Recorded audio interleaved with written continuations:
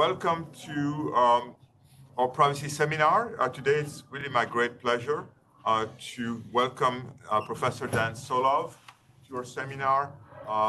Dan, if I can refer to you as Dan, is widely recognized as one of the leading thinkers in privacy and technology today. He has a number of very impressive titles and a number of impressive accomplishments as well. Today, he's going to be talking about, I believe, the 10th book that he's written, and it's on privacy and technology. And I think he's going to challenge our thinking in this area in terms of what it takes for law to keep up with technological advances. And so I very much look forward to that. But prior to allowing him to speak, let me mention a few things about him. So he's the Eugene and Barbara Bernard Professor of Intellectual Property and Technology Law at George Washington University Law School. And he also there co-directs the GW Center for Law and Technology, and is also the director of the Privacy and Technology Law Program. And as I've mentioned, he's written more than 10 books. And so this is probably not actually his 10th book, it's more than that. I've lost count, but all of them worth reading. And he's written over 100 articles in this area. So Dan, it's really a pleasure to have you here, and the floor is yours. Thank you for being with us. Thanks so much for having me. The topic today is about my new book that I published last month called On Privacy and Technology. And the book is a way I wanted to capture my thinking about privacy over the last 25 years and explore the question of can privacy law keep up with changing digital technologies? Is it possible for the law to protect privacy, especially in today's age of AI? I'll begin my talk by showing you a possible future. I asked AI to envision a future of AI and privacy, and this is what it gave us. And if you look at it's bright, it's sunny, it looks wonderful. Everyone looks happy, except there are no humans in this picture. So this is one future of AI, a happy picture, even though it doesn't seem like humans survive.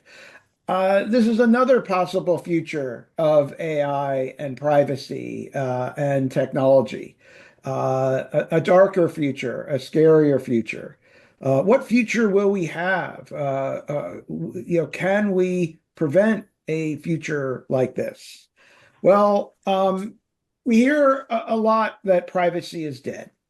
You've probably heard this said quite a lot of times. In fact, it's constantly mentioned that, with today's technology, privacy is dead and we should give up. But we've heard this before. It's deja vu all over again, because I went back and started collecting instances of proclamations of the death of privacy. Here's one from 2022 about the death of privacy. We have the death of privacy in the digital age from 2021. 2020, the end of privacy. Privacy is dead. Here's a book, The End of Privacy, from 2019. 2018, privacy is dead. Several articles on that. New York Times to proclaim the end of privacy in 2017. 2015, that's 10 years ago, privacy is ended. 2014, the end of privacy. 2013, is privacy dead? 2012, 2000, I'm now going to skip because you kind of get the point. So I'm going to skip some years. 1999, the end of privacy. Here we go from 97, the death of privacy. 93, again, privacy's dying. Now we're, believe it or not, 30 years ago. 1970, that's 55 years ago. Is privacy dead? And 1969, I'll stop here because it just seems that Privacy is constantly dying, and we're just constantly seeing this refrain: technology is killing privacy. I like to create cartoons. I have an illustrator that I work with for a number of projects because I provide privacy training. And so I have him illustrate cartoons for me. And so I created this cartoon about privacy being dead. I went all the way back to the 1870s when we had telephone wiretapping, which came about shortly after the invention of the phone. And we have people saying privacy is dead for all the new, developments of technology throughout history here. Portable cameras, mainframe computers, personal computers in the 1980s, portable phones in the 1990s, portable computers in the 2000s, smartphones in 2010s, artificial intelligence of today. And then the punchline of the cartoon is the future, the 2070s, where I say holographic life projection. That's going to be the latest thing. And of course, people are always saying privacy is dead. Will privacy ever stop dying? Privacy is constantly dying. We constantly hear this happening. But uh, I think that privacy is not dead. But I do think there are grave risks to privacy all the time. So privacy is, in fact, dying, but it's not dead yet. And I think we should avoid proclaiming the death or the end of privacy because that's often an argument to stop trying to do anything, to give up. But I don't think we should just throw up our hands and say, there's nothing we can do. I think there's a lot that we can do, but it does involve uh, thinking about privacy differently. And one thing I try to do in the book is to think about privacy at different levels. And the first level is conceptually. We need to think about privacy differently. We need to start dispelling some of the myths that have arisen about privacy, technology, and regulation. And so first we have to kind of vanquish these myths, and then we have to rethink privacy law, which I think unfortunately has taken a wrong turn. So first, I want to talk a little bit about some of the myths of that are going on here, and run through a few. There's more in the book, but I just want to highlight some of the ones that I think are the most pernicious and are doing the most damage.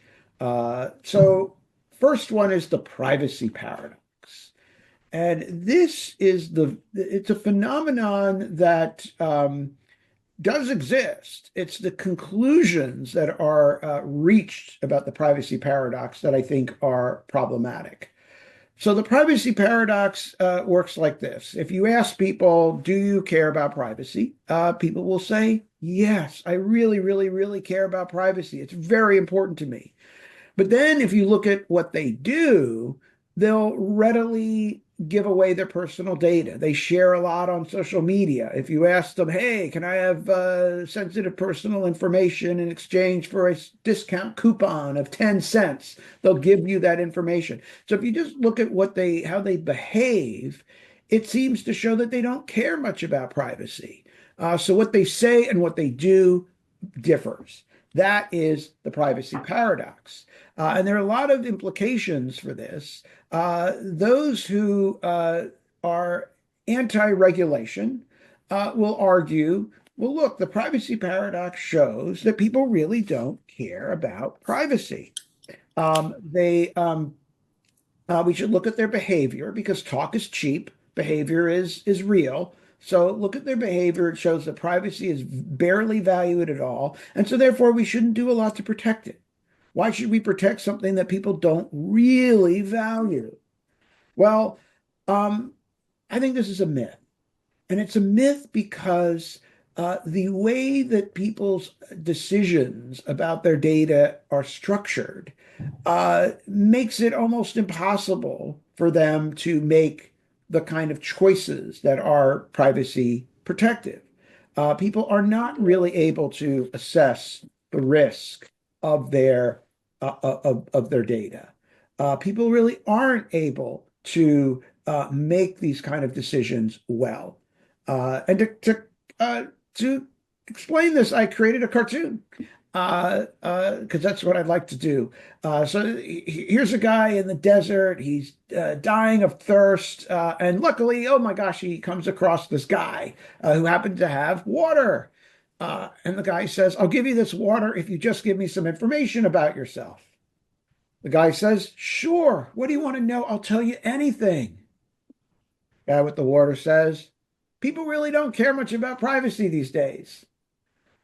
Now, this captures the idea I wanted to convey, which is that the choices that people are given, the risk choices, which is what privacy really is. It's about a risk choice between what are the benefits from giving up my data, using this technology, and what are the costs? What are the risks to me? What bad could happen? People are going to make that calculation. That's what they're doing. Doesn't mean they don't value privacy. They're trying to assess benefits and risks of using technology and giving up their data for various services or various products or various other things. So the question is, can people do that well? And I think the answer is not really. And the way that they're being asked to do it and pressured to do it and the choice they're making is pretty obvious. But it doesn't mean that this guy doesn't care about privacy. Another myth is the myth of technology exceptionalism.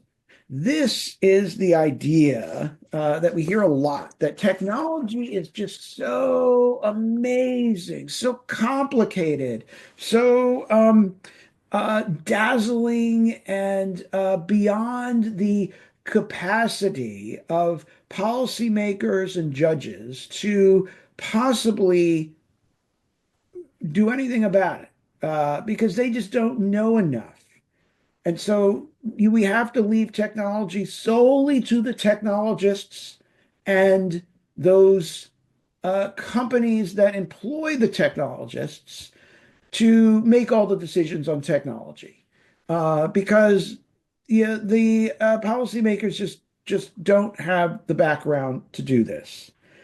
I think this is a terribly flawed argument. It basically it shields technology from scrutiny and responsibility. It basically is saying, trust us, let us just do what we do, and don't question it. Don't hold us accountable. And I think this is exactly wrong. I don't think you have to be an expert in technology to be able to say, you should be accountable and you should adhere to the values of our society and you shouldn't harm people. We have to have regulation doing this. And if regulation abdicates this responsibility, I think we get terrible results. A lot of what we're seeing right now, because I think the law is abdicating this responsibility. There's another myth that we hear a lot, and I hear this constantly today, that regulation stifles innovation.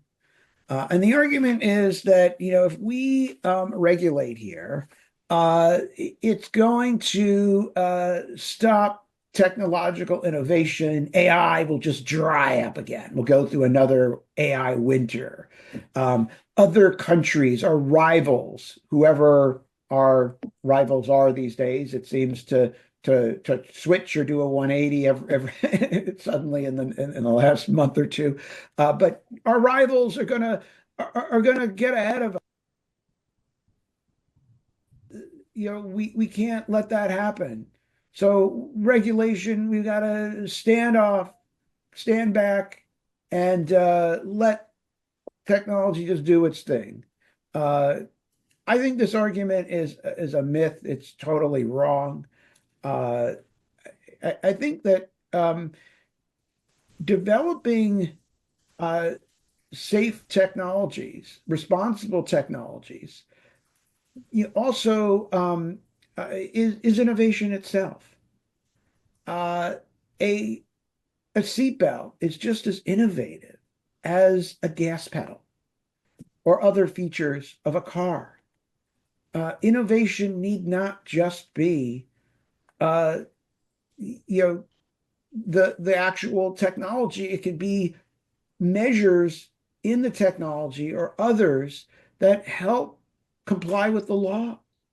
And so I created a cartoon to kind of capture the rhetoric I hear from tech companies. And the one side, it's Darth Vader saying, I am all powerful, I can do anything. And this is where you hear the tech companies saying, we can solve any problem, everything we can do, AI can do anything. We hear this all the time, right? We're going to have like, intelligent robots walking around like next week, and all these like overblown claims of like they can do the impossible. And then we hear, though, the minute we say, hey, be responsible, I shifted to the scene of Luke, where, if you remember from The Empire Strikes Back, he's whining to Yoda, oh, I can't do it. I can't do it. Yoda here is saying, follow regulatory controls and privacy protections, you will. The tech companies here are saying, I can't. It's too hard. It's impossible.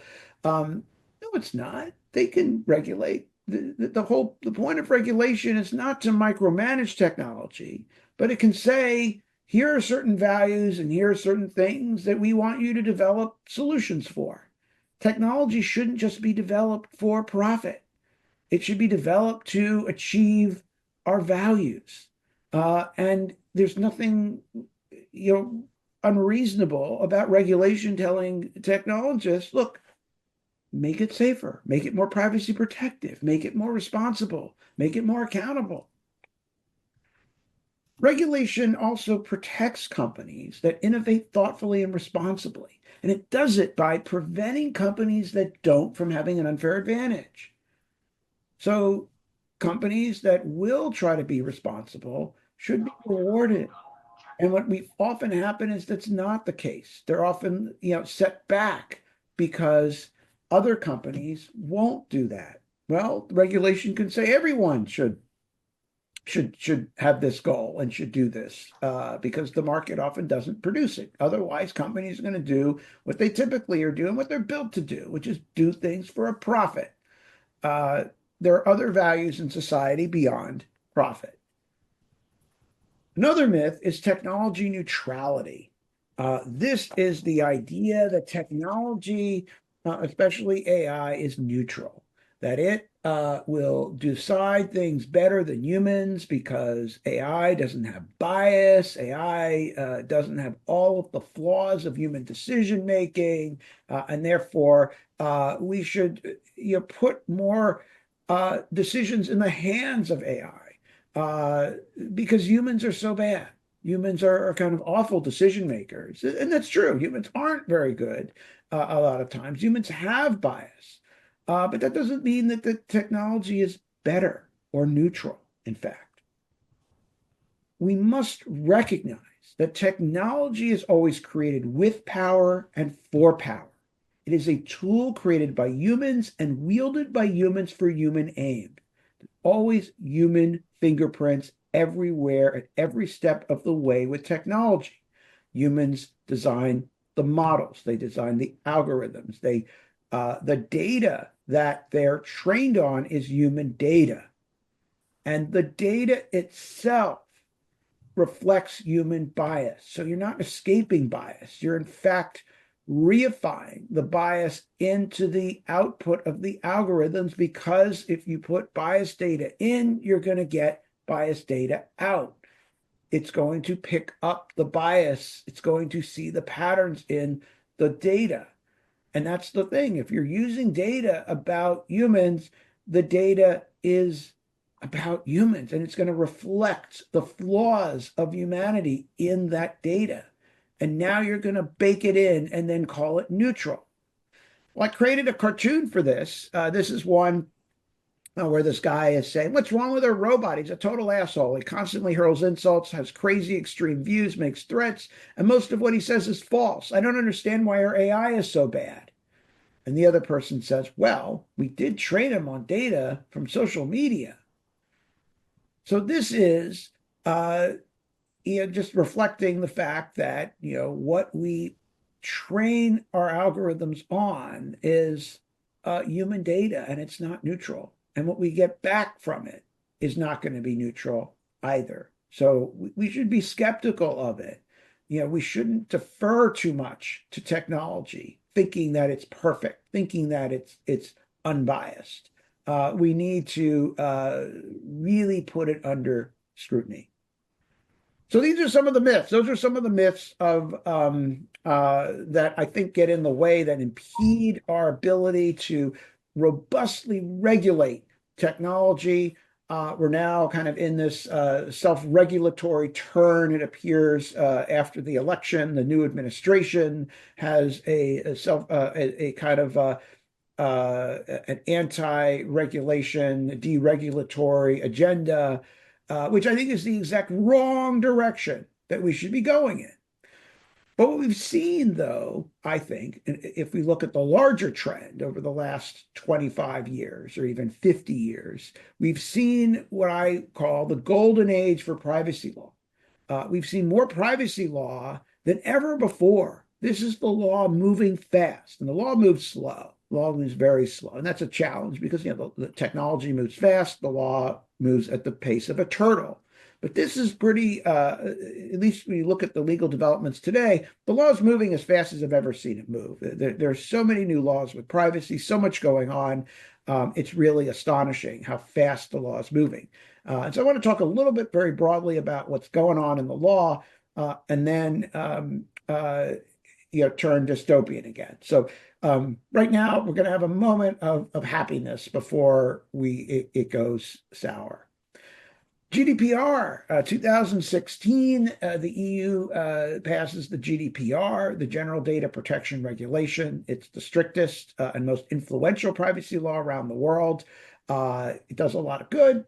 There's some, definitely I'll talk later about some of the challenges with it.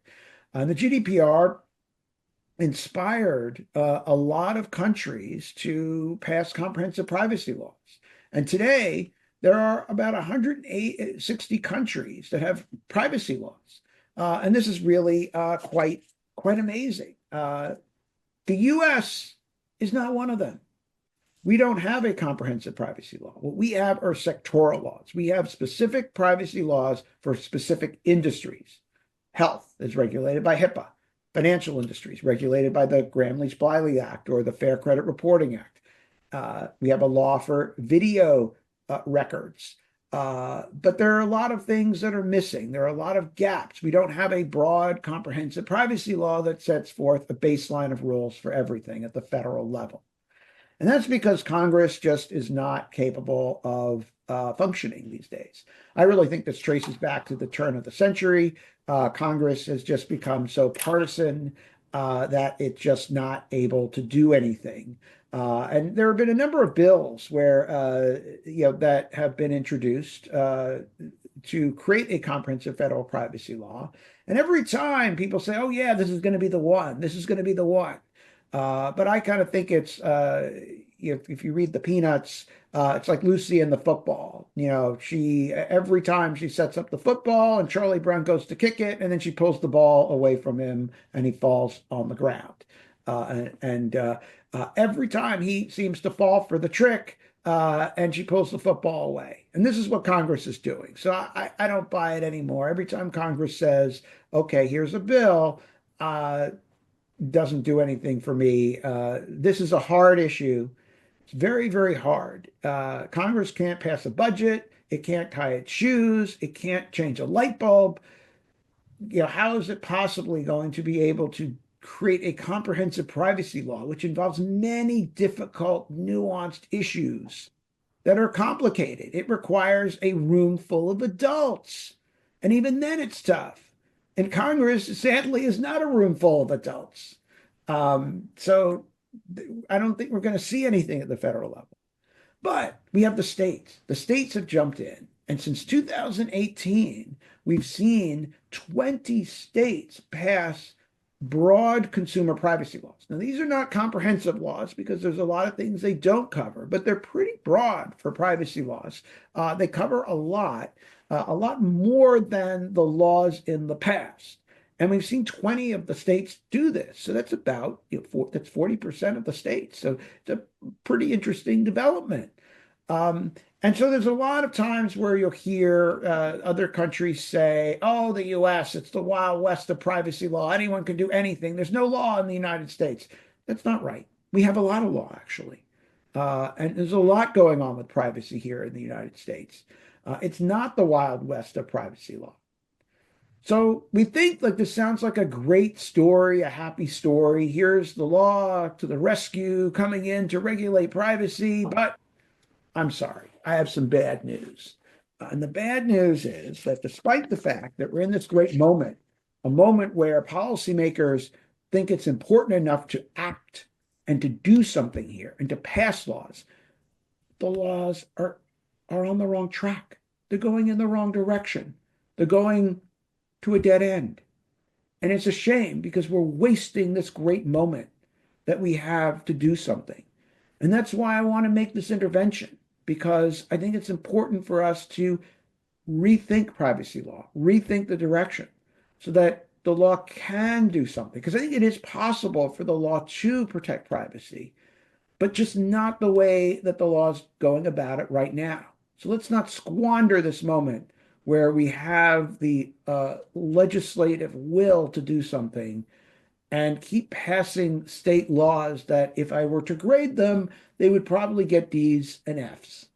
So uh, what's kind of wrong here? Well, a bunch of things. Start with this canard of self-regulation. And this is the fact that um, the law, in the United States especially, is largely built around a self-regulatory model. And we hear companies can regulate themselves. They're going to be responsible. We've heard this canard for years and years and years. Companies sell it. It's like, again, it's like Lucy and the football. We constantly hear this. It doesn't work. It totally doesn't make any economic sense. So it's kind of like, economic, yeah, come on, it has no basis in economics. Of course it doesn't work. It never worked. And it sort of flies in the face of every incentive and everything we know. But it still somehow has a hold on the law. It still somehow works. And basically, in the US, it's particularly prevalent. And it works like this. We have a system that companies can state what they want to do in their privacy policies, their privacy notices, and then the law does do something. It basically just holds them to their promise. So if they do what they said they're going to do, they're okay. If they break their promise, it's not okay.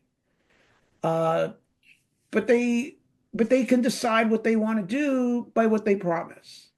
I don't think this asks much of companies. And even then, it's ironic that they still, even though it's so easy for them, they still can't even do it. And we see that with the FTC cases against them, because that's what the FTC does. It brings a lot of action for deception. That means if you say something false, and the FTC has said, if you say you're going to do this with the data, this is the data you collect, this is how you're going to use it, and you say it in your privacy notice, and then you break those promises, that's a violation. Um, I made this cartoon to kind of capture why I think this approach is absurd, and that is a cartoon here. If foxes were regulated like privacy, I created a fox law. The fox law says declare how many hens you want to eat, then only eat that amount. And then I have these two guys dressed like tech bros. One is saying the law is outrageous and burdensome, and the other one's saying, yeah, it's stifling my ability to innovate. So companies complain about this, but we're really not asking them to do much other than just live up to what you promise. But they don't have to promise anything meaningful. And that's what the incentives are all there for. The other problem with the law is that it suffers from the failure of the individual control model. That the law tries very hard to give people control over their information.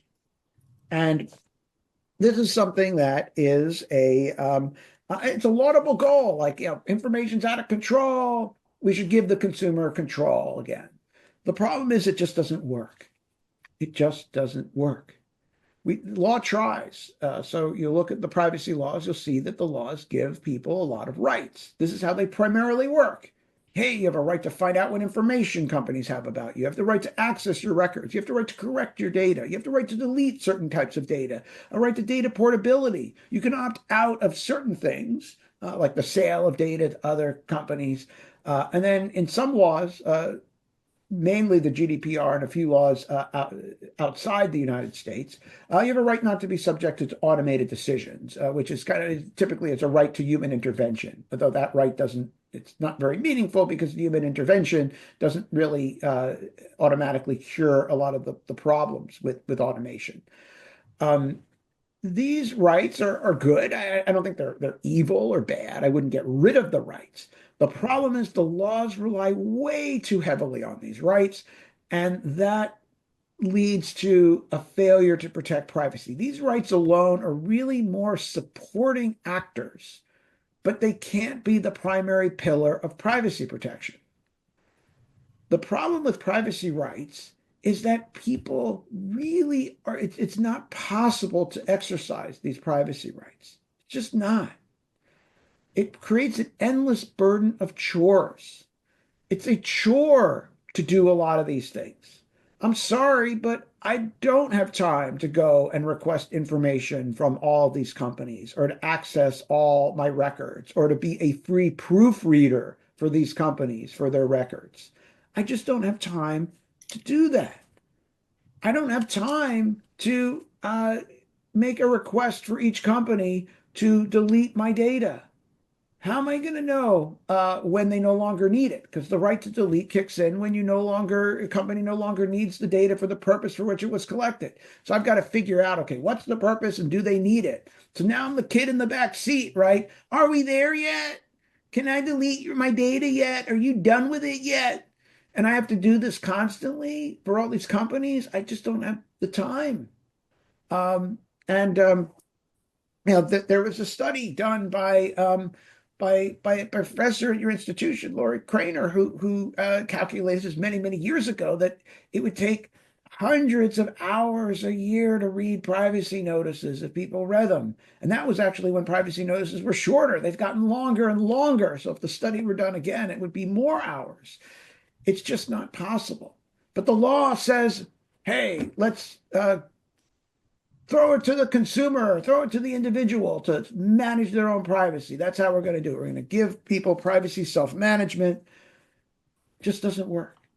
First is that hardly anyone reads privacy notices. No one reads them.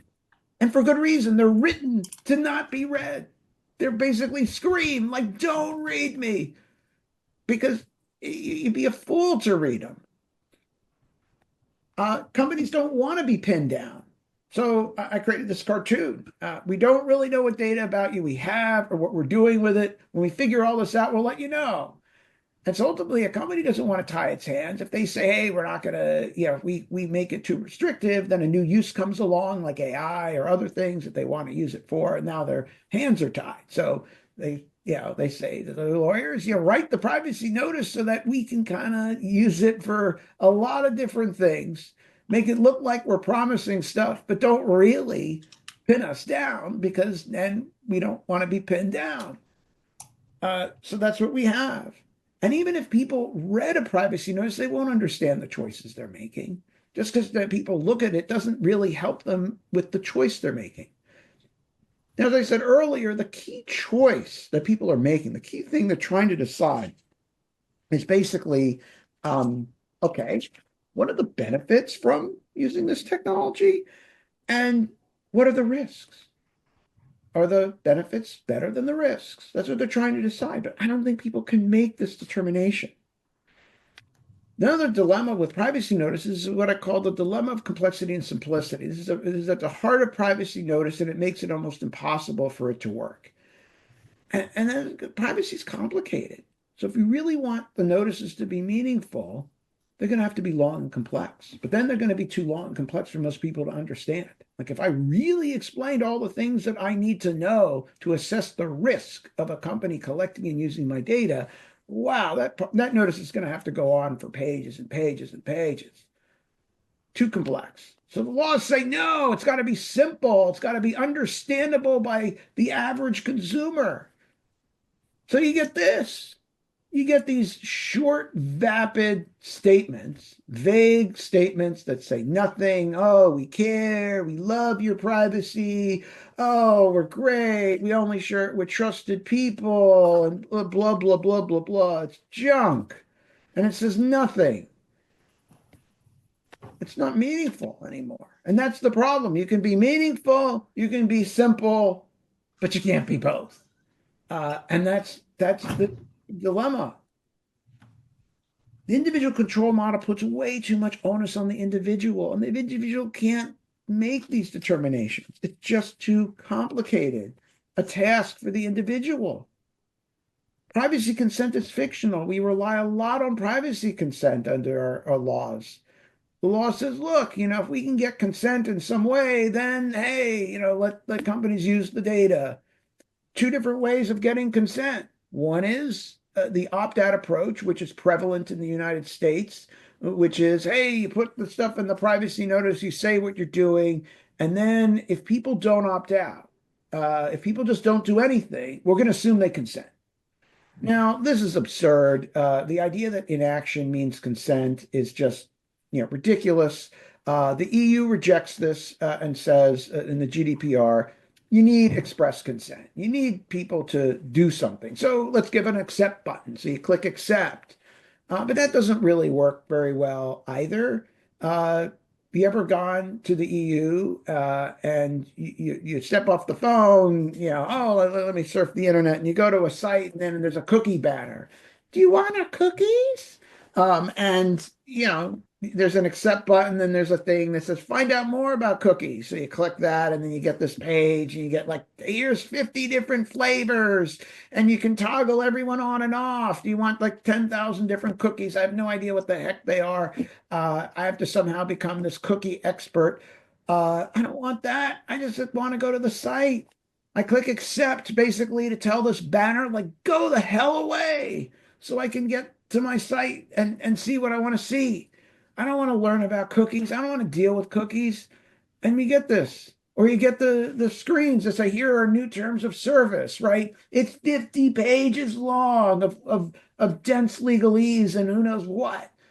And then there's oh, thank goodness, there's an accept button on page one. I don't even have to read it. Yay. Click accept, go away, right? And this is how we do things. Consent doesn't mean anything these days.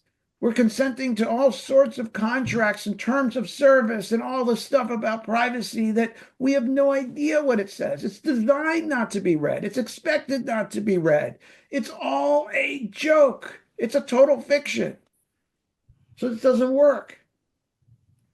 And people surrender their power then with this. It's like, okay, no, they said accept. They accepted all these terms. They accepted all this stuff. See, they consented. So now these companies can just do whatever they want. That's a problem. The law shouldn't let them do this. The other problem is that the benefits are immediate and the costs are not. So, oh, cool, there's this new technology that I can use. And the technology, this new app allows me to see myself. How do I look as a cat? Ooh, cool. I load up my picture, and now I can see myself as a cat. And I can, oh, cool. Maybe I can see how I look as a different species of cats. And oh, cool. Um, uh, you know, the benefits are immediate, right? I get it. Like, oh, cool. I'm going to get this cool thing. I'm going to see how I look as a cat. I get to send this picture around to all my friends. The costs on privacy, the risks are harder to figure out, right? I don't know how it might be used in the future. What could happen to me? It's kind of vague. It's uncertain. It's a possibility, but it's not an actuality. I'm not thinking about that. I just think like I want to see how I look as a cat. And that's the problem. We're asked to make decisions about our privacy. We're faced with this constant problem where the benefits of technology are instantaneous and the costs are abstract and vague and in the distance. And of course, people are going to choose the immediate benefit as opposed to this kind of vague, abstract course. A lot of people.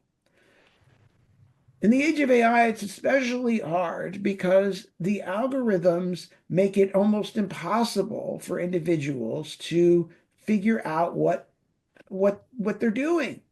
So I say, look, does it really matter if a company is keeping track of what I'm buying at the supermarket? Who cares whether I buy Diet Coke or not, or what chips I'm buying? It doesn't seem that sensitive to me. So, okay, what's the harm? The problem is that the algorithms are able to look at patterns of data. They're crunching billions and billions of pieces of data, and they're able to make inferences that I'm not expecting about all my purchases. And these inferences can be very telling about me. They can be inferences about my race, about my religion, based on things I'm eating, or it could be based, it could give health inferences. It could give inferences about my politics. Because these days, everything seems to have a political valence, right? You can't even buy a pillow today without politics. I long for the days of yore, the days of yesterday, long before the times we live in, long before Trump. It used to be that you could buy a pillow and it didn't have politics. You could buy a car and it didn't have politics. Uh, Now these days, like whatever you buy seems to have like a political affiliation to it. That wasn't the case, but now it's very easy for the algorithms to try to figure out what your political views are based on your purchases. And this becomes a problem because a consumer can't figure out what the algorithms might be inferring. So I think I'm sharing this data, but then all of a sudden now they know my health, they know my politics, which I didn't actually reveal. So the idea that somehow I'm in control and that I'm deciding what data I'm sharing with them, bogus. It doesn't work. The problem is we really can't understand. The consumer can't understand the risks of AI algorithms. It just can't. It's very challenging to know what the inferences would likely be from sharing that data at the time people are asked to do it. Then there's the problem of scale. So let's say I somehow figure this out for one company. Now I've got to figure it out for hundreds, thousands of companies, most of which I don't even know that have information about me. Am I supposed to exercise my right to access and correct records? 1,000 companies. I don't have time. I don't have time to read 1,000 privacy notices and get all this stuff. And then do the right to delete thousands of times. It just doesn't scale. Meaningful privacy protection must be societal and structural in nature. We can't keep putting the onus on the individual. It just doesn't work. It's not going to work. Instead of trying to give people control of their data, the law should bring the collection and use of personal data under control. And this is a key distinction. Yes, the collection and use of data is out of control, and people don't have control of their data. But the answer is don't try to fool ourselves into thinking, oh, we just throw these rights at people and suddenly that will give them control. The answer is we need to bring the use under control, but that's a task that individuals are not well suited to do. I think there should be many duties that are imposed on the collectors and users of information. One duty is a duty to avoid unreasonable risk. I don't think companies should be allowed to put people at unreasonable risk. Now, there are times where the use of data could cause bad outcomes for people. The question is it a good risk for them? Is it good for them? And if the answer is no, oh, cool. We tricked you into consenting to this. Oh, cool. We got you to click accept. Oh, cool. We got you to agree to stuff that is not in your interest. That's a bad for you. I think the law should just stop that and say, no, you can't do that. We won't let that happen, no matter what people consent to. We should. And That's a fiction. can you define what unreasonable risk is? Because as you pointed out, you said unreasonable for you, and the you is obviously going to be different for different people. Yeah, well, yeah, of course it's going to be Proactive or different. right? It's going to vary, but I think we can say, with risk, it's always a prediction, right? It's always looking at, what the potential harms and benefits are. And yes, it is, there's an individual variation. But I think that we can say reasonable means, what at a kind of societal level is an acceptable risk. And that's something that a regulator can determine. Is it perfect? No. But, we have the standards for driving, right? We decide what is reasonable driving and what is unreasonable driving.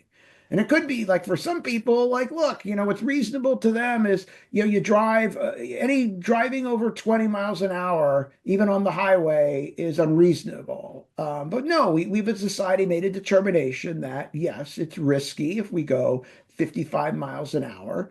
There could be crashes and deaths, and we're willing to accept that because we've kind of made a balance. We said, look, here's the benefits of driving at a certain speed and getting the efficiencies of an automobile, and here are the risks of the automobile. And we do that for products, right? Certain products have dangers, and we decide, okay, we can accept a certain amount of risk and danger from using a product, but there's also things that are unacceptable risks that we won't do. So with car safety, we would say, look, we accept that cars, can, if we wanted to make a perfectly safe car, right, the car could only go 10 miles an hour and would be made of rubber. The whole car would be made of rubber, whatever. And yeah, we could do safer cars or cars with bumpers that are 10 times the size of the bumpers we have. But we just said no. We've looked at this, we've come up with a balance that we think is fair. Now, it might not be the same ideal balance because individuals will have different views on what the right balance is going to be, but we come up with one that we think is a socially desirable balance, and that's what we do. And that's what we mandate, car manufacturers do. The problem Driving is with not the current so driving, especially if you think about it from an insurance perspective, is in principle something that you as an individual control, and so perhaps you pay the consequences for your behavior. But if you look at a different domain like health, for instance, right, then revealing some information about yourself might have might not entail any risk for someone who is healthy, but might entail potentially very damaging outcomes for someone who is not as healthy. And so how do you define reasonable within that sort of context? Well, I mean, you get health insurance, and that gets into a whole issue of what we want insurance to do, and how much we want insurance to use data to differentiate things on, and like what are people's choices, and which ones should we allow for the use of insurance to do or not? How much do we want to spread risk around? How do we spread risk? Which is a little different question because I personally think the point of insurance is to try to spread risk out so that uh, we kind of tame risk and eliminate risk. The insurance companies have a lot of incentives, and I think folks who kind of don't like that idea want to make insurance so it doesn't spread risk out, so that risk kind of stays more with the individual. And the view is, well, the individual's responsible. Why should I pay for someone else's cancer if they ate, or someone else's health problem if they ate badly? But I tend to like the idea that life is risky and contingent enough. And I think one of the virtues of insurance is to try to eliminate risk.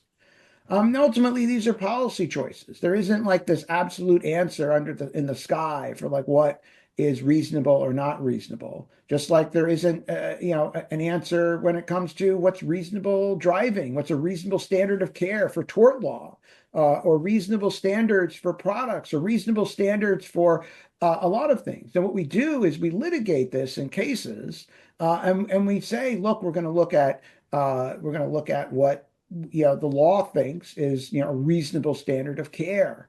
What's a reasonable standard for medical malpractice? What's a reasonable standard for product safety? But the key is we're asking this question, and we're trying to make this determination. And we're trying to make this determination based on societal values and the best that we can. And then the question is, who should be making this determination? uh, we could say, hey, we'll just leave these determinations to you know, the companies who have an incentive just to make a profit, or we're going to say no. We think society should make some of these determinations about what's reasonable or not. Because ultimately, a company's going to say, look, this is what we want to do, but they're to some extent there's a conflict of interest, or they're biased in this thing. They're not going to focus on a lot of the costs because they realize that we can slough off a lot of these costs and risks to other people, which is what they do. They slough those risks off, and then people don't. Uh, they're like, hey, we don't have to worry about the risks because the law won't hold us accountable. So this is great. Our equation, we don't have to worry about it if people don't like it because there's nothing that they can do. Uh, this is to say no. In fact, they can't do that. Their incentives have to be that they should be thinking about this question. Thank you. Um, so I like it. An analogy I like to use, which is uh, uh, you go to the supermarket and you buy milk. And when you go to the supermarket and buy milk, you don't have to worry about the milk killing you. Although these days, now with our new head of HHS, he wants unpasteurized milk. So I guess we're going to go backwards to those days. But it used to be that you go to the supermarket, you didn't get your milk delivered, but the milk could kill you. In fact, there was no food safety regulation, and manufacturers of milk would mix formaldehyde into the milk because the milk would go sour. And formaldehyde gave it a sweeter taste and would mask the rancid milk. And so they would mix it in, and this is a poison, and babies were dying. And people, why are all these babies dying? Well, because they're drinking formaldehyde, and it's killing them. We don't have to worry about that these days, right? You go to the supermarket and you buy milk and you have to worry about price and you worry about taste, but you don't have to worry about, I don't have to become an expert on farms. I have to learn about different farms. I don't have to become an expert on milk production. And I don't want to learn about milk production, quite honestly. I just want to buy my milk. I think just as we buy milk without concern, it will poison us. We should be able to use digital technologies with confidence we won't be harmed. Uh, I don't want to have to think about this. I just want to buy my milk in peace and not have to become an expert on this. And really, if I were trying to become an expert on privacy, even as someone who knows a lot about privacy, I don't know enough in the privacy notice to make the risk calculation. I don't know enough at all. If I really wanted to decide, is it safe for me to use my doorbell camera? Should I share data with 23andMe? What should I do with a different company? I don't know. I need to have a conversation with the privacy officer. I need to know what their vendor agreements say, how good they are, what's their training like, what are their internal policies, how do they do a privacy impact assessment? Just telling me they do a privacy impact assessment isn't enough. I need to know. I want to see the assessment. Is it any good? Because a lot of them are crap. I want to talk to the security, the CISO. Telling me they do reasonable security doesn't tell me anything. I want to know, like, okay, when and how do they use encryption? And I want to know, do they do pen testing and do they train their workforce and how do they address phishing? And I want to know more about their program than what I'm told. Tell me reasonable security is not enough. I need to know the details if I'm really going to assess my risk. But we're not told that. I don't have the time to have these kind of conversations with people to learn all about what they're doing. I just don't know. I also need to assess the security of all the vendors because a lot of times the companies have hundreds or thousands of vendors, and the security incidents aren't at the company; they're at the vendor, and they just hackers just find some vendor that has crappy security, and they can easily find one, and then that's how they break in. That's how they get the target breach. So it's you can't learn all this. I mean, you shouldn't. Um, we need someone to be looking out and have our back. There really needs to be real accountability. We need to hold companies accountable. Accountability works. If you're accountable for how you create technology and how you use technology, because users need to be accountable too, that is how we bring this under control. There's a great quote by Charlie Munger who said, "Show me the incentive and I'll show you the outcome." The law needs to create the right incentives. And these incentives must be really powerful. The incentives must say, look, you need to be responsible. And if you're not, there needs to be a penalty that punishes you sufficiently so that you follow the law and you're careful with people. The law right now finds every which way to deny accountability.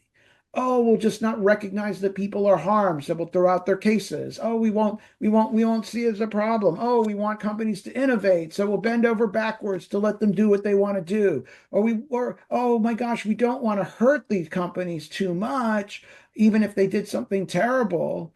So I think scraping is a privacy violation on a mass scale.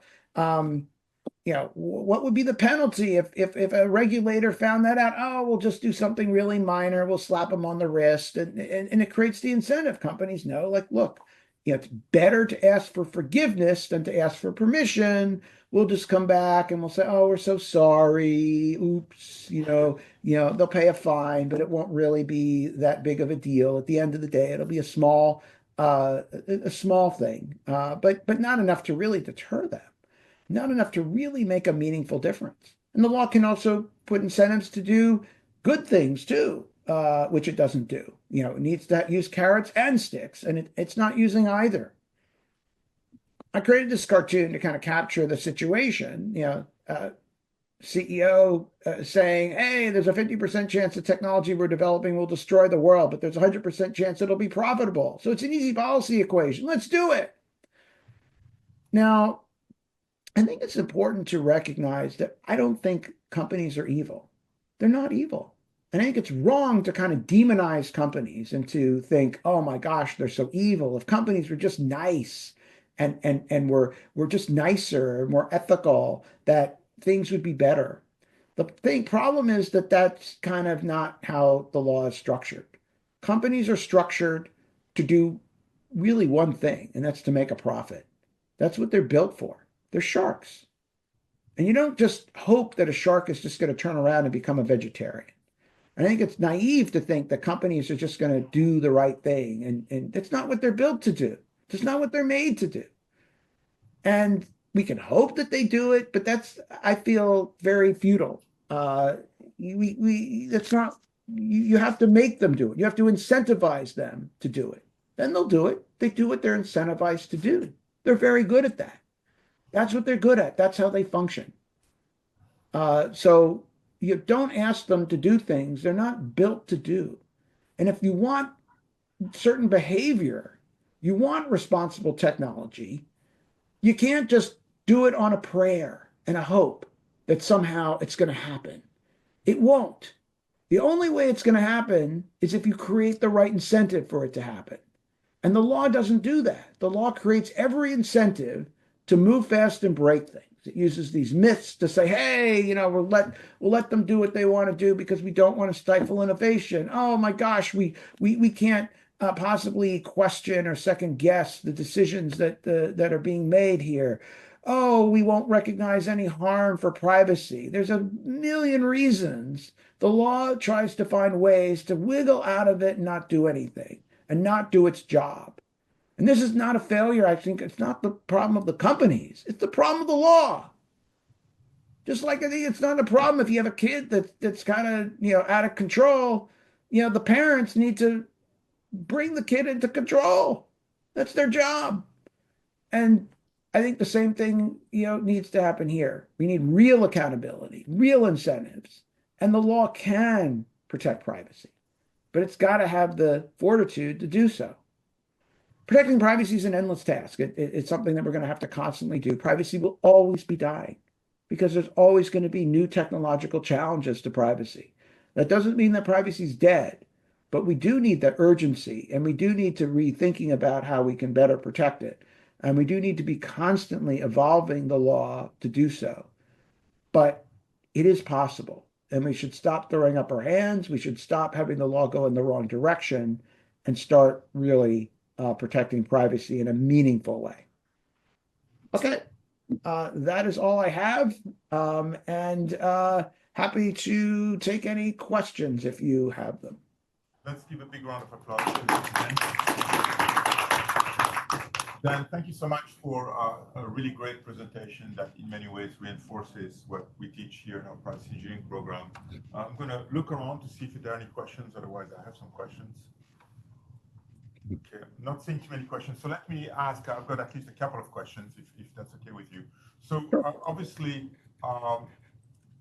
you're training future lawyers who presumably go and work for industry often. Perhaps some of them go and work for also advocacy groups and other types of organizations. And we're training a lot of people who end up also working for industry. And so one challenge that I think we both encounter is how, what sort of message do we give our students so that they end up ideally having successful careers, but also being meaningful actors where they are? What sort of advice do you give to your law students at George Washington? Yeah, so my advice would take, I mean, I actually think that the lawyers need more help than the technologists, because when I've talked to technologists at companies, I think a lot do value privacy. They want to do the right thing. I think they think ethically, and I've definitely encouraged them to think ethically and think about what you're being asked to do. A lot of what I see happen at companies is not because the engineers are doing the wrong thing. It's often because the corporate management is doing the wrong thing. It starts at the top, and the top says this is what we're going to do. I don't think in talking, and I've talked to folks at the top, and I've talked to the engineers. I've had many conversations with engineers.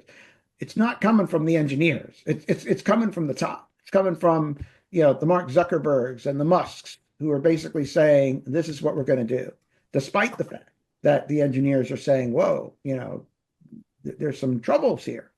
Uh, it starts from the council and what a company thinks it can get away with. It starts from the law and what policymakers say companies can get away with. So I would say to technologists, I mean, it definitely it's very important to um, think ethically about what you're doing. And definitely, any kind of questions or pushback you can do internally, it's great because any kind of internal uh, motivation and raising concerns is great. And I know that a lot of companies do when it comes from the engineers, when it comes from their workforce, they do care because they don't want to lose their engineers. They don't want to they do want folks at the company to buy into what they're doing. So that's important, and it definitely can help. But I think ultimately, the law needs to have their back. The law needs to do more because if the law doesn't do it, companies will do what companies do. So you wonder, like, why did all of these tech companies go? These do. That's exactly what they do. That's what they're built to do. They're incentivized to do. They're doing what they do. Um, Well, so I it's think kind of really in their nature. what So we're I kind of doing. think, yeah, internally, I think, people in the companies people in companies have ethics. And that's one of the ironies with the way that companies are structured. You could have a lot of situations throughout history where the people in companies, they know right from wrong, but their companies do terrible things uh, because the structure of the law sets it up that way. We are training privacy engineers, as you know, and a key role that they have to play is to serve as mediators and orchestrators between these different roles. The legal side, product management, obviously, technology, software engineers, and so on.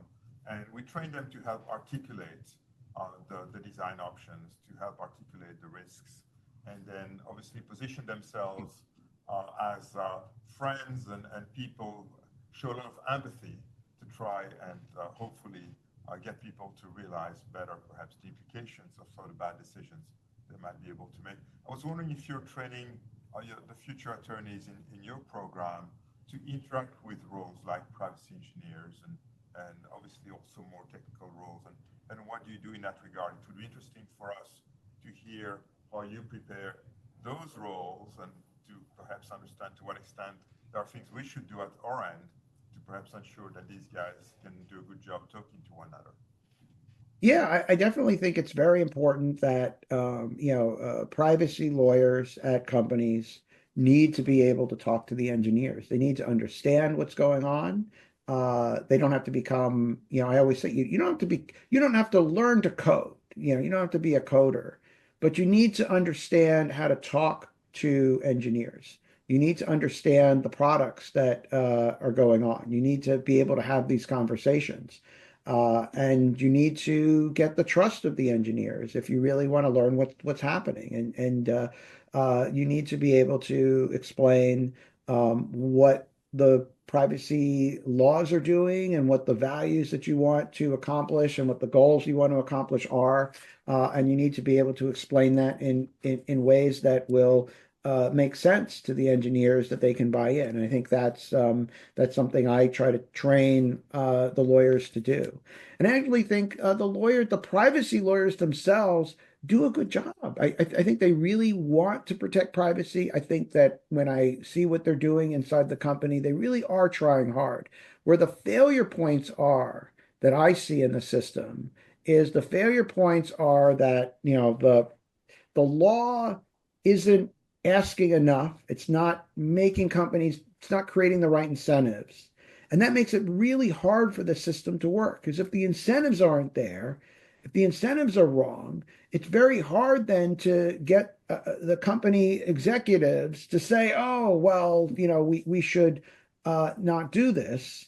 Uh, they're going to do what they think they can get away with, what the incentives say. So if you have the kind of weak enforcement, the weak policy making, it kind of it takes away any ammo or any leverage that the privacy lawyers in the company have. And then it makes it hard for them to get the engineers to do stuff. Or if an engineer says, hey, maybe this is a problem, but companies can just get away with it, it's much, much harder to make that argument. It does start, we need the law to have the back of the ethical engineer, the ethical privacy lawyer, who I think a lot really are thoughtful, but they need the law to have their back, and the law doesn't have their back right now. That's what I think is the biggest problem, I think, is that that's the case. If you have real, good, strong regulation, it then the engineers can speak up and they're going to be listened to. The privacy lawyers are going to be listened to. So I see here a question. Thank you. And unfortunately, I very much agree with that. So here's a question in the chat. I don't know if you can read it or not, but I'll read it aloud. And I also see a hand here that just got raised. But I'll read the one in the chat that came first. So to that end, from a public policy perspective, how can we leverage our background or expertise? And I think this person is speaking as a privacy engineer in the privacy space to change the legislation. What are the most impactful roles or positions we can take to influence the regulatory environment? Question mark.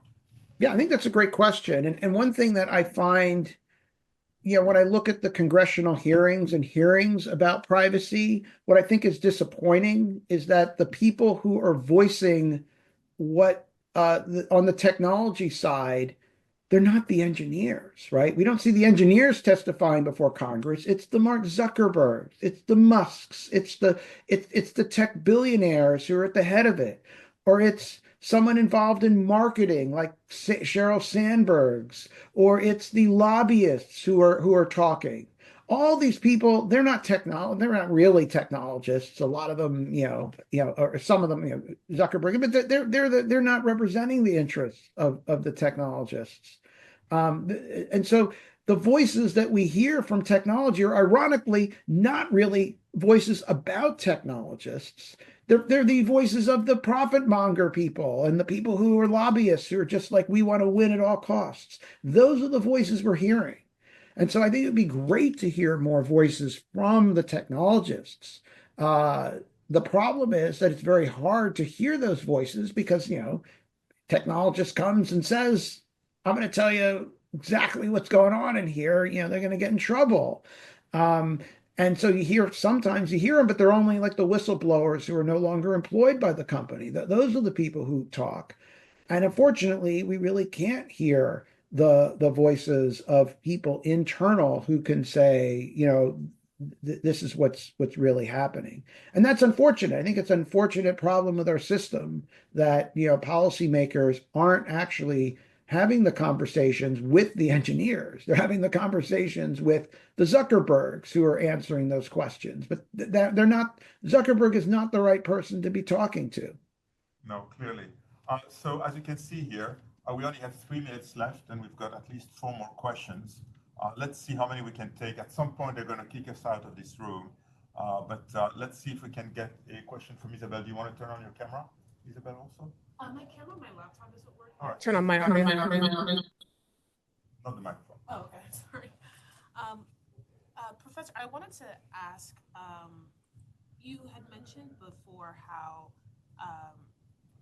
in the sense that, companies don't have the incentives to protect people's privacy. In fact, a lot of times their incentives go against that because, personal data is so valuable. Do you see there being a way to kind of shift that perspective, or is there any kind of incentives that we can give companies to where privacy does become a priority, especially since law is not really helping us? Yeah, I actually think there is. Companies are going to hate it, which is basically you make the law mushier, more muddy. Companies like easy laws. They really want a checklist. They want to just, let's get to make it really easy. We'll check the boxes, we'll automate it, and we'll just create paperwork and we'll just do whatever. They're great at creating very efficient schemes to do things. So they kind of say, make the law rules really, really, really clear. And if we just do check the boxes, we're good and we're safe and we don't have to worry about anything. I think actually the opposite approach. I think make the law muddier, make it so that regulators have more discretion to go after companies. As I think that the best way to get companies to really think seriously about privacy and the use of their data is if they're at risk. They should not sleep easy at night when they have data. They should constantly be worried, whoa, if we're using the data, we could make a misstep and we don't totally know we're walking through landmines. And there's a lot of danger here. So we should be really careful when we're using data because a regulator could come along and say what we're doing is bad. It's unreasonable risk, and we could get dinged and dinged hard. Really, really hard. It could be painful. It's risky using data. And I think that's right because people are at risk. I'm at risk when I share data with a company. Why should I be at risk and the company sleep snugly in their little beds? Why should Zuckerberg sleep softly and without any risk, worried what's the risk to me? Oh yeah, I'll just pay these speeding tickets. I think you should be worried. I think you should be sweating. I think you should be oh my goodness, I'm using data and I could really be hit hard if something goes wrong. Oh my gosh, it could be scary. So I'm going to talk to my privacy lawyers. I'm going to be really cautious. I'm going to try to be safe because we're walking along landmines. So wow, I'm going to think about this.